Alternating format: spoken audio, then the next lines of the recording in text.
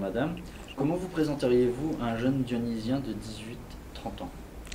Alors, donc, je m'appelle Anne Nativet, je suis candidate au départemental sur le canton de 12 avec Monsieur Grossette, mon binôme. Le canton 12, c'est Moufia, Bois-de-Nef, Bretagne, L'Isle-de-Quinquina et Domingeau. Donc j'ai 35 ans, j'ai 2 enfants. Je suis responsable d'une coopérative d'insertion. Je fais partie d'une nouvelle génération en politique. Aujourd'hui, je m'engage en politique pour mettre en place des actions permanentes pour aider nos jeunes en difficulté d'insertion et qui souffrent du chômage. Quelles sont les actions que vous réaliserez pour amener plus de culture dans les quartiers des cantons de Saint-Denis?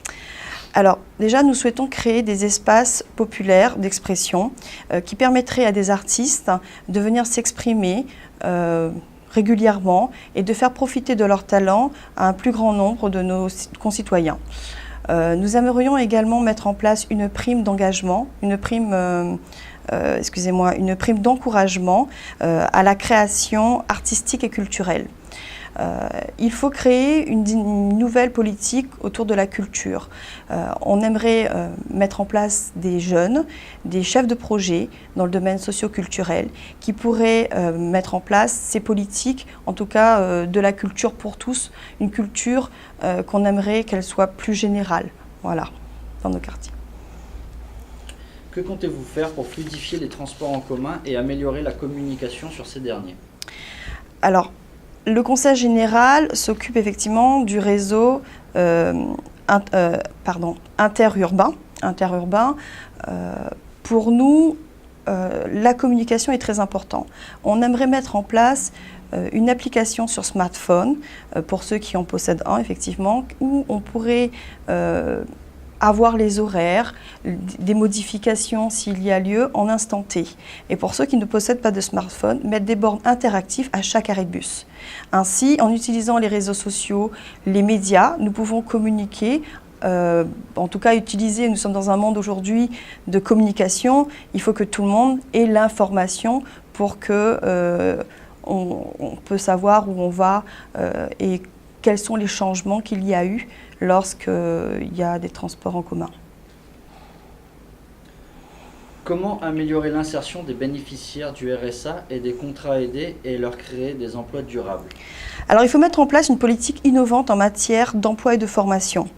Proposer une offre adaptée au parcours professionnel de chaque bénéficiaire du RSA. Créer des partenariats avec les entreprises pour que nous puissions, en tout cas, les aider, les faciliter sur des emplois durables. Il faut améliorer le dispositif d'accompagnement.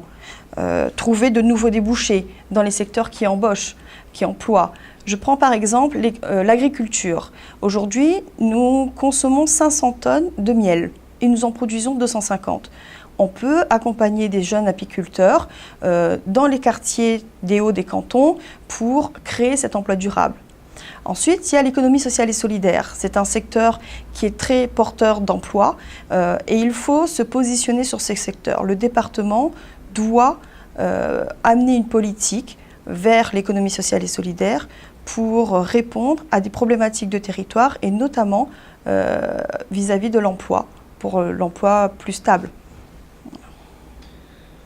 En 2 minutes, quel message souhaitez-vous faire passer aux jeunes dionysiens à un mois des élections départementales? J'appelle les jeunes à se mobiliser. C'est grâce à votre bulletin de vote que vous pouvez élire les hommes et les femmes de demain, les femmes qui porteront le projet pour développer notre territoire, notre île. Merci.